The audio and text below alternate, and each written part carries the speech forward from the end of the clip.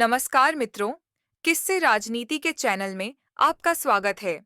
महाराष्ट्र की राजनीति, जहां एक एक फैसला सत्ता की दिशा बदल देता है, जहां रिश्ते खून के नहीं, विचारधाराओं के होते हैं, और इसी राजनीति में एक नाम ऐसा है जिसे कुछ लोग सख्त प्रशासक कहते हैं, तो कुछ निर्दयी रणनीतिकार।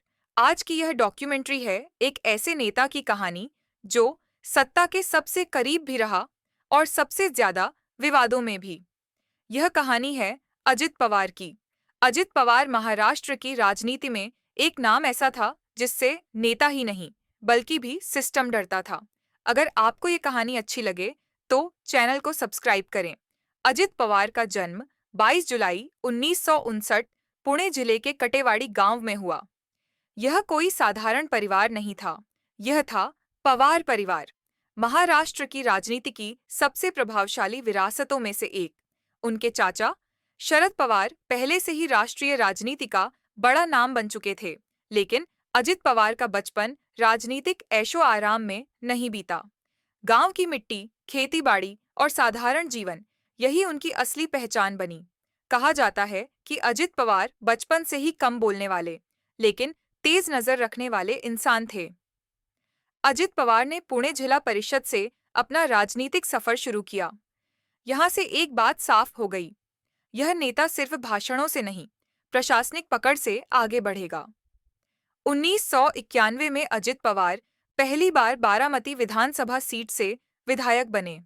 यह वही सीट थी जो शरद पवार का गढ़ मानी जाती थी। लोगों को लगा, यह तो चाचा की छाया में पल रहा नेता है। लेकिन धीरे धीरे अजित पवार ने खुद की जगह बनानी शुरू की। सिंचाई, ग्रामीण विकास और सहकारी विभाग, इन क्षेत्रों में उनका सीधा दखल बढ़ता गया। कहा जाता है कि वे अधिकारियों से साफ कहते थे, काम चाहिए, बहाना नहीं। अजित पवार का नाम आते ही दो प्रतिक्रियाएं होती हैं। समर्थक कहते हैं, काम करवाने वाला नेता।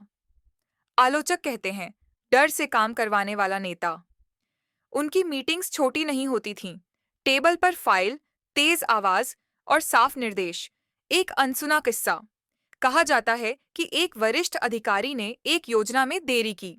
अजित पवार ने सिर्फ एक वाक्य कहा, अगर काम नहीं हो सकता तो कुर्सी खाली कर दो। उस दिन के बाद वह परियोजना रिकॉर्ड समय में पूरी हुई। जहां सत्ता होती है, वहां विवाद भी होते हैं। सिंचाई घोटाले के आरोप, बयानों पर विवाद और तीखी भाषा। एक बयान आज भी लोगों को याद है, जब उन्होंने सूखे पर असंवेदनशील टिप्पणी कर दी।